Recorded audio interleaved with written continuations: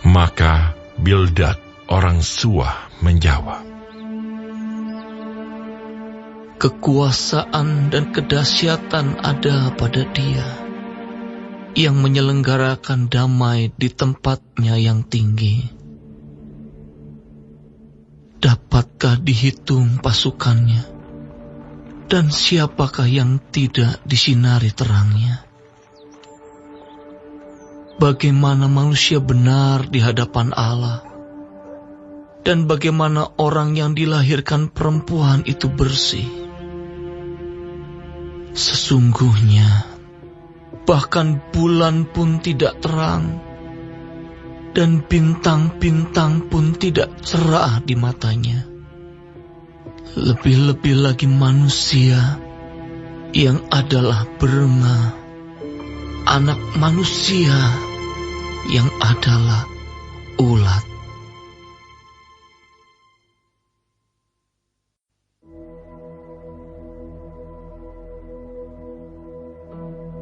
Tetapi Ayub menjawab, alangkah baiknya bantuanmu kepada yang tidak kuat, dan pertolonganmu kepada lengan yang tidak berdaya. Alangkah baiknya nasihatmu kepada orang yang tidak mempunyai hikmat, dan pengertian yang kau ajarkan dengan limpahnya. Atas anjuran siapakah kau mengucapkan perkataan-perkataan itu? Dan gagasan siapakah yang kau nyatakan? Roh-roh di bawah menggeletar. Demikian juga air dan penghuninya. Dunia orang mati terbuka di hadapan Allah. Tempat kebinasaan pun tidak ada tutupnya. Allah membentangkan utara di atas kekosongan dan menggantungkan bumi pada kehampaan. Ia membungkus air di dalam awannya, namun awan itu tidak robek. Ia menutupi pemandangan tahtanya, melingkupinya dengan awannya. Ia telah menarik garis pada permukaan air, sampai ujung perbatasan antara terang dan gelap. Tiang-tiang langit bergoyang-goyang, tercengang-cengang oleh hardiknya.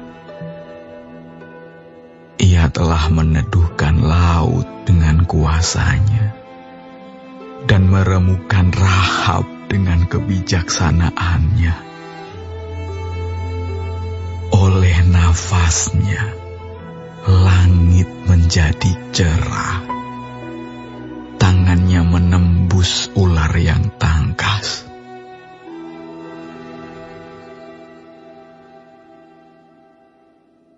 Sesungguhnya, semuanya itu hanya ujung-ujung jalannya. Betapa lembutnya bisikan yang kita dengar daripadanya. Siapa dapat memahami guntur kuasanya?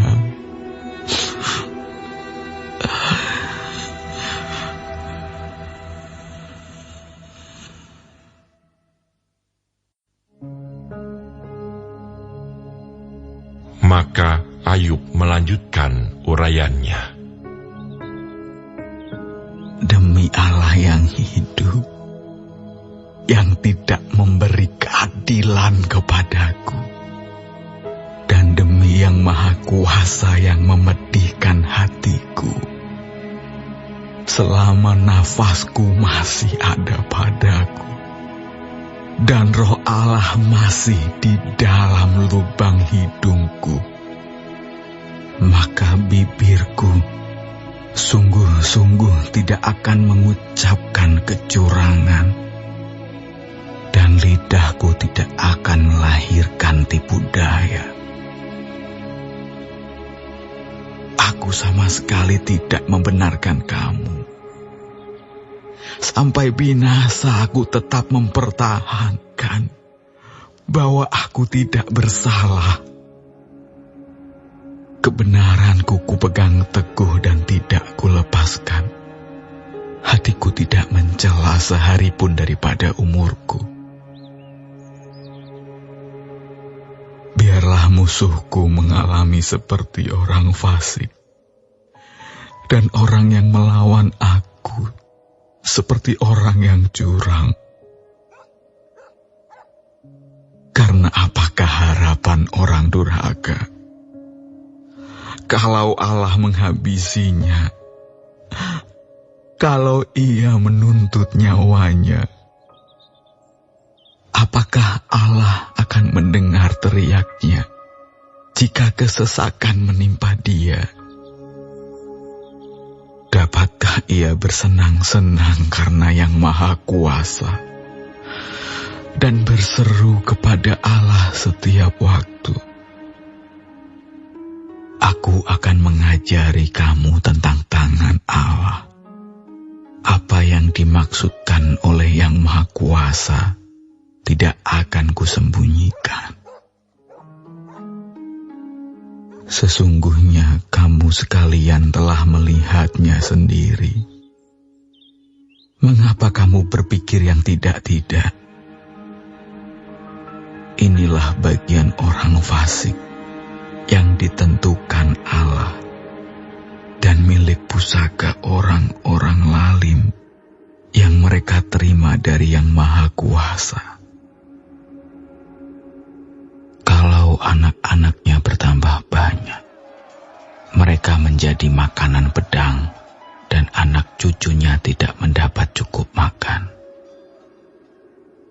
Siapa yang luput daripadanya akan turun ke kubur karena wabah, dengan tidak ditangisi oleh janda mereka.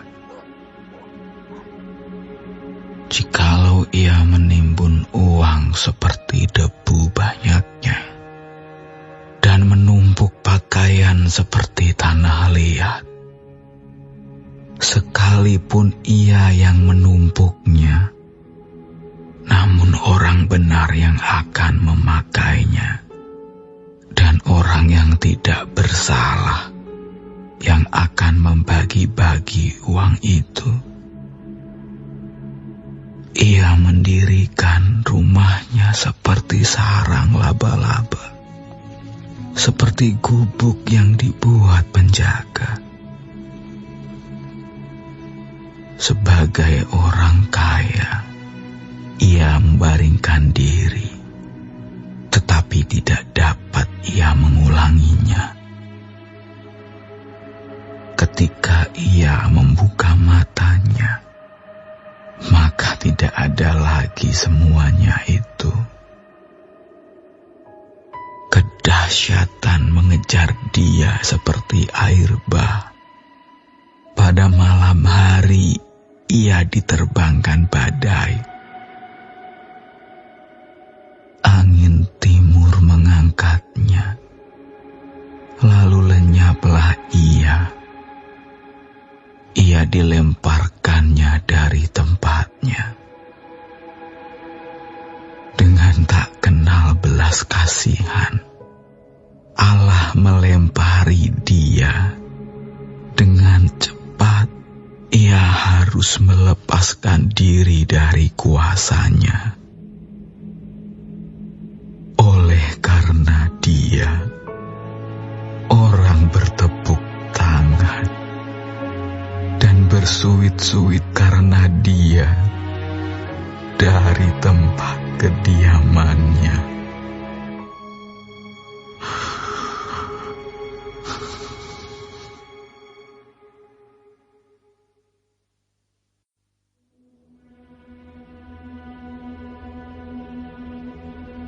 Memang ada tempat orang menambang perak dan tempat emas. Besi digali dari dalam tanah, dan dari batu dilelehkan tembaga. Orang menyudahi kegelapan, dan batu diselidikinya sampai sedalam-dalamnya, di dalam kekelaman dan kelam pekat. Orang menggali tambang jauh dari tempat kediaman manusia.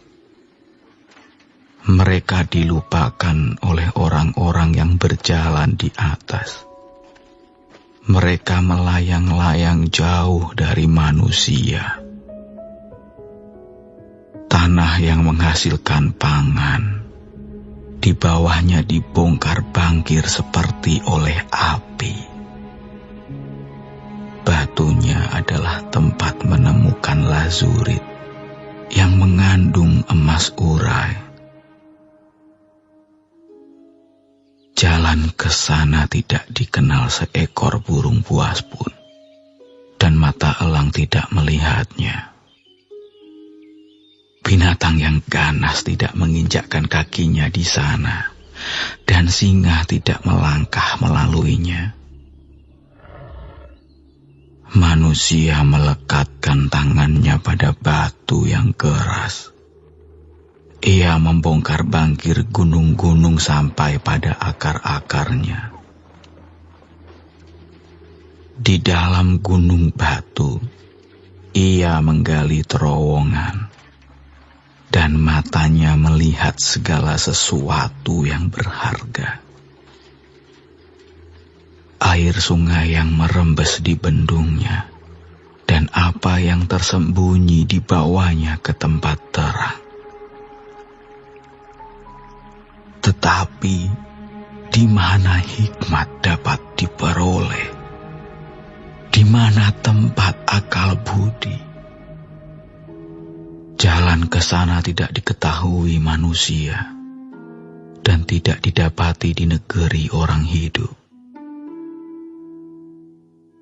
Kata samudera raya, ia tidak terdapat di dalamku. Dan kata laut, ia tidak ada padaku. Untuk gantinya, tidak dapat diberikan emas murni, dan harganya tidak dapat ditimbang dengan perak. Ia tidak dapat dinilai dengan emas Ofir, ataupun dengan permata krisopras yang mahal, atau dengan permata lazurit. Tidak dapat diimbangi oleh emas, atau kaca, ataupun ditukar dengan permata dari emas tua. Baik gewang, baik hablur, tidak terhitung lagi. Memiliki hikmat adalah lebih baik daripada mutiara. Permata krisolit Ethiopia tidak dapat mengimbanginya. Ia tidak dapat dinilai dengan emas murni. Hikmat itu dari manakah datangnya? Atau akal budi, di manakah tempatnya? Ia terlindung dari mata segala yang hidup, bahkan tersembunyi bagi burung di udara. Kebinasaan dan maut berkata, hanya desas-desusnya yang sampai ke telinga kami. Allah mengetahui jalan ke sana. Ia juga mengenal tempat kediamannya. Karena ia memandang sampai ke ujung-ujung bumi dan melihat segala sesuatu yang ada di kolong langit. Ketika ia menetapkan kekuatan angin dan mengatur banyaknya air, ketika ia membuat ketetapan bagi hujan dan jalan bagi kilat guru, ketika itulah ia melihat hikmat lalu memberitakannya, menetapkannya, bahkan menyelidikinya. Tetapi kepada manusia ia berfirman, sesungguhnya takut akan Tuhan itulah hikmat, dan menjauhi kejahatan itulah akal budi.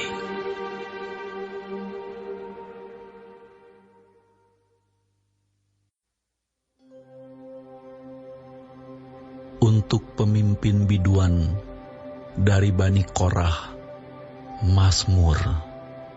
Dengarlah, hai bangsa-bangsa sekalian. Pasanglah telinga, hai semua penduduk dunia. Baik yang hina maupun yang mulia.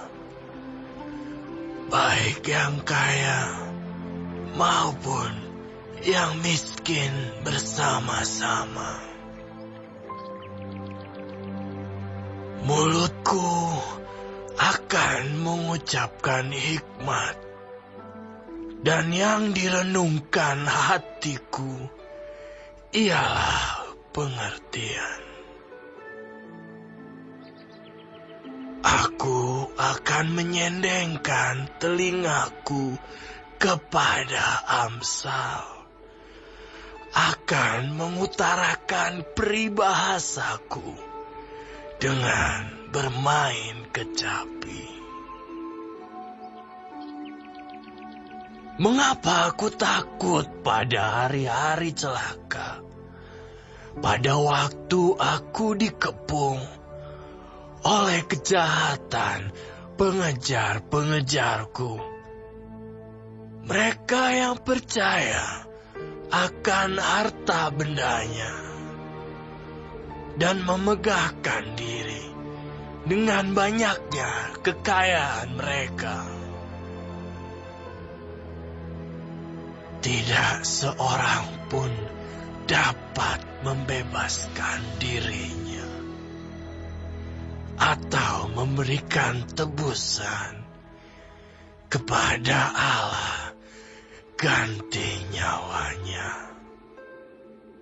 Karena terlalu mahal harga pembebasan nyawanya dan tidak memadai untuk selama-lamanya,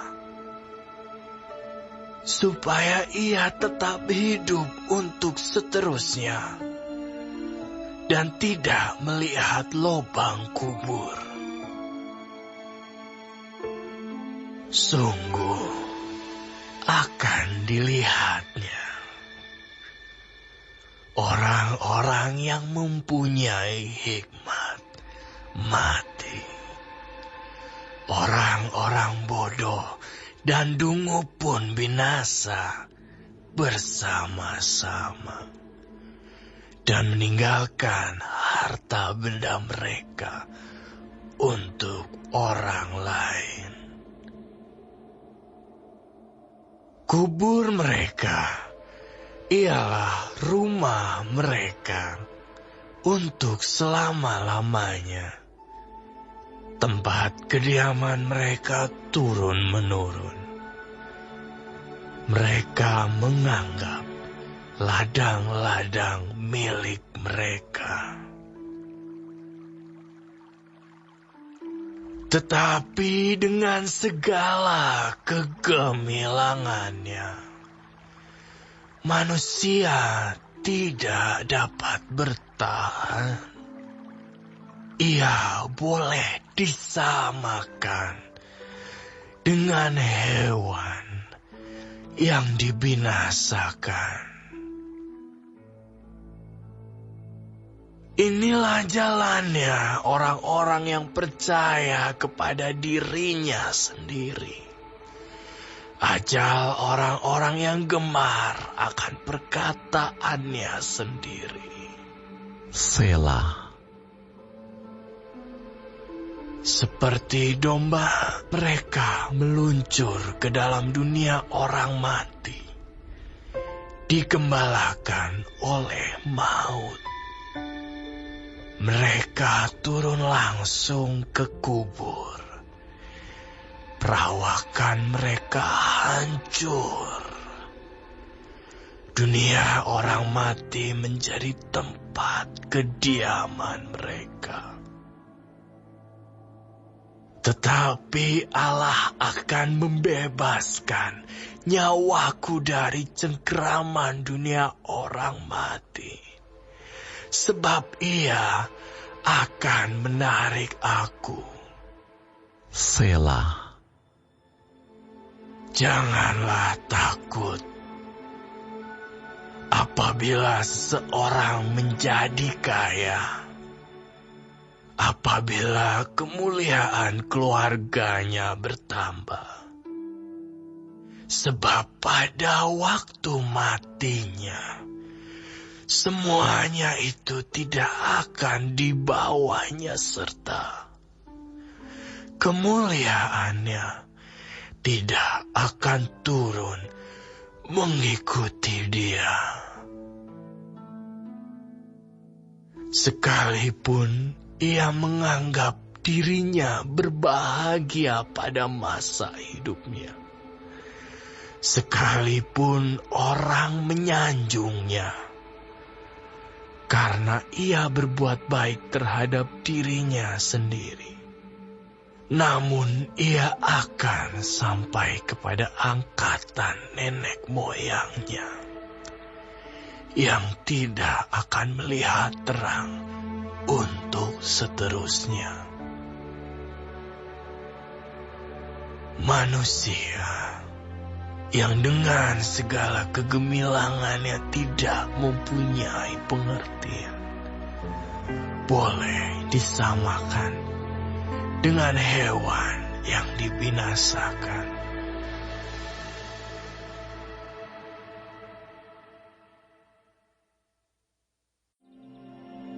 Kenallah baik-baik keadaan kambing dombamu. Perhatikanlah kawanan hewanmu. Karena harta benda tidaklah abadi. Apakah mahkota tetap turun-temurun? Kalau rumput menghilang dan tunas muda nampak, dan rumput gunung dikumpulkan, maka engkau mempunyai domba-domba muda untuk pakaianmu, dan kambing-kambing jantan untuk pembeli ladang. Pula cukup susu kambing untuk makananmu, dan makanan keluargamu, dan untuk penghidupan pelayan-pelayanmu perempuan.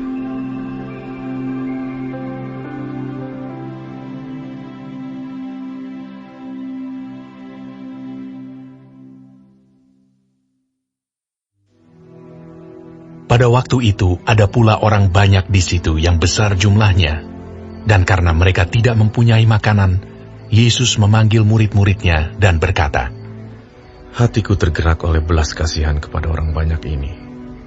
Sudah 3 hari mereka mengikuti aku, dan mereka tidak mempunyai makanan. Dan jika mereka kusuruh pulang ke rumahnya dengan lapar, mereka akan rebah di jalan, sebab ada yang datang dari jauh. Murid-muridnya menjawab, Bagaimana di tempat yang sunyi ini, orang dapat memberi mereka roti sampai kenyang? Yesus bertanya kepada mereka, Berapa roti ada padamu? Jawab mereka, 7. Lalu ia menyuruh orang banyak itu duduk di tanah. Sesudah itu, ia mengambil ke-7 roti itu, mengucap syukur, memecah-mecahkannya, dan memberikannya kepada murid-muridnya untuk dibagi-bagikan. Dan mereka memberikannya kepada orang banyak. Mereka juga mempunyai beberapa ikan, dan sesudah mengucap berkat atasnya, ia menyuruh supaya ikan itu juga dibagi-bagikan. Dan mereka makan sampai kenyang. Kemudian orang mengumpulkan potongan-potongan roti yang sisa sebanyak 7 bakul. Mereka itu ada kira-kira 4.000 orang. Lalu Yesus menyuruh mereka pulang. Ia segera naik ke perahu dengan murid-muridnya dan bertolak ke daerah Dalmanuta. Lalu muncullah orang-orang Farisi dan bersoal jawab dengan Yesus. Untuk mencobai dia, mereka meminta daripadanya suatu tanda dari sorga. Maka mengeluhlah ia dalam hatinya dan berkata, "Mengapa angkatan ini meminta tanda? Aku berkata kepadamu, sesungguhnya kepada angkatan ini sekali-kali tidak akan diberi tanda." Ia meninggalkan mereka. Ia naik pula ke perahu dan bertolak ke seberang. Kemudian ternyata murid-murid Yesus lupa membawa roti, hanya sebuah saja yang ada pada mereka dalam perahu.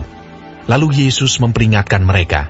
Katanya, "Berjaga-jagalah, dan awaslah terhadap ragi orang Farisi dan ragi Herodes." Maka mereka berpikir-pikir, dan seorang berkata kepada yang lain, Itu dikatakannya, karena kita tidak mempunyai roti.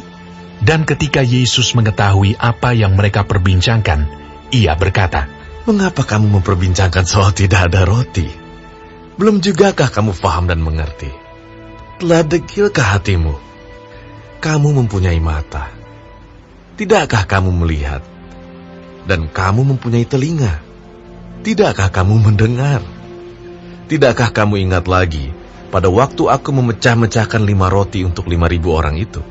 Berapa bakul penuh potongan-potongan roti kamu kumpulkan?" Jawab mereka, 12 bakul.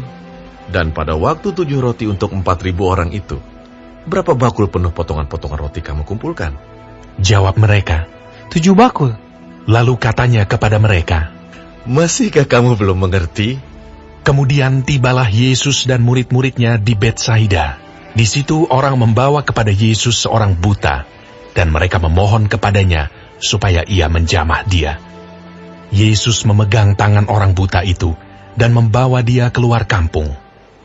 Lalu ia meludahi mata orang itu dan meletakkan tangannya atasnya dan bertanya, "Sudahkah kau lihat sesuatu?" Orang itu memandang ke depan, lalu berkata, Aku melihat orang, sebab melihat mereka berjalan-jalan, tetapi tampaknya seperti pohon-pohon. Yesus meletakkan lagi tangannya pada mata orang itu. Maka orang itu sungguh-sungguh melihat dan telah sembuh, sehingga ia dapat melihat segala sesuatu dengan jelas.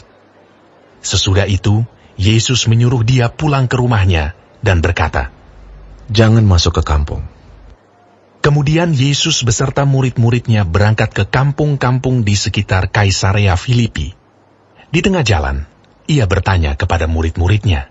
Katanya, Kata orang, "Siapakah aku ini?" jawab mereka, Ada yang mengatakan Yohanes Pembaptis, ada juga yang mengatakan Elia, ada pula yang mengatakan seorang dari para nabi. ia bertanya kepada mereka. "Tetapi, apa katamu? Siapakah aku ini?"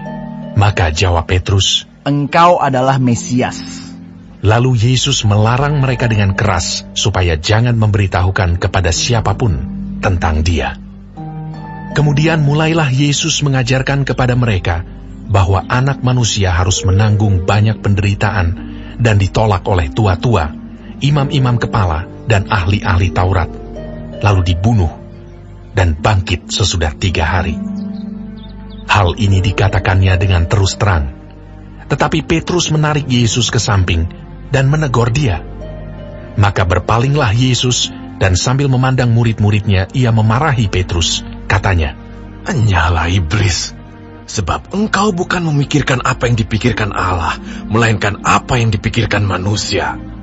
Lalu Yesus memanggil orang banyak dan murid-muridnya dan berkata kepada mereka, "Setiap orang yang mau mengikut aku, ia harus menyangkal dirinya, memikul salibnya, dan mengikut aku.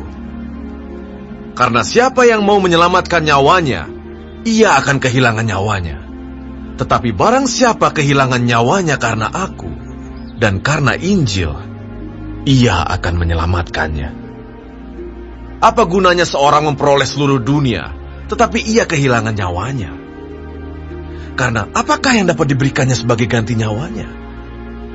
Sebab barang siapa malu karena aku, dan karena perkataanku di tengah-tengah angkatan yang tidak setia dan berdosa ini, Anak Manusia pun akan malu karena orang itu, apabila ia datang kelak dalam kemuliaan Bapanya, diiringi malaikat-malaikat kudus."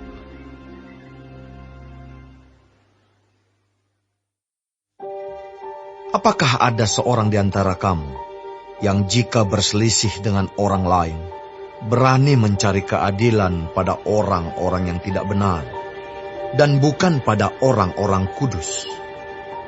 Atau tidak tahukah kamu bahwa orang-orang kudus akan menghakimi dunia? Dan jika penghakiman dunia berada dalam tangan kamu, tidakkah kamu sanggup untuk mengurus perkara-perkara yang tidak berarti? Tidak tahukah kamu bahwa kita akan menghakimi malaikat-malaikat? Jadi apalagi perkara-perkara biasa dalam hidup kita sehari-hari. Sekalipun demikian, jika kamu harus mengurus perkara-perkara biasa, kamu menyerahkan urusan itu kepada mereka yang tidak berarti dalam jemaat. Hal ini kukatakan untuk memalukan kamu. Tidak adakah seorang di antara kamu yang berhikmat, yang dapat mengurus perkara-perkara dari saudara-saudaranya?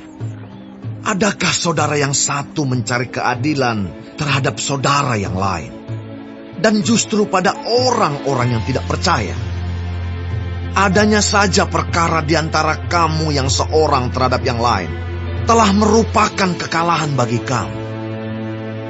Mengapa kamu tidak lebih suka menderita ketidakadilan? Mengapakah kamu tidak lebih suka dirugikan? Tetapi kamu sendiri melakukan ketidakadilan, dan kamu sendiri mendatangkan kerugian.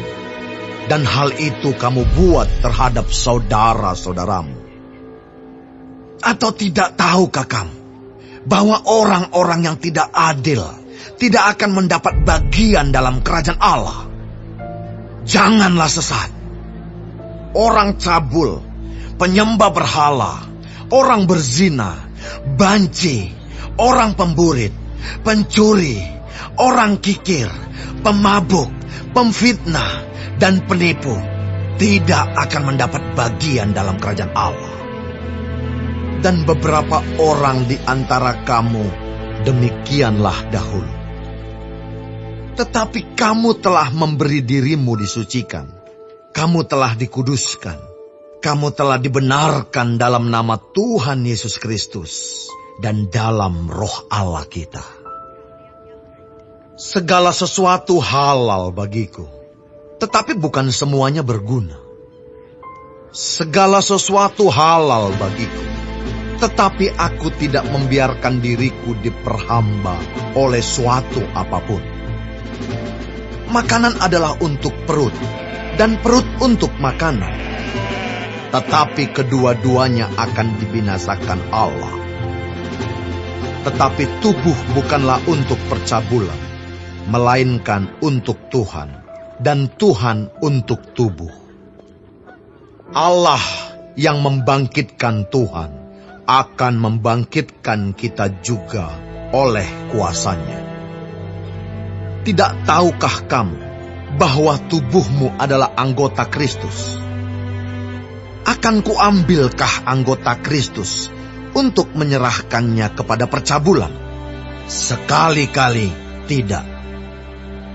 Atau tidak tahukah kamu bahwa siapa yang mengikatkan dirinya pada perempuan cabul menjadi satu tubuh dengan dia? Sebab demikianlah kata Nas, keduanya akan menjadi satu daging.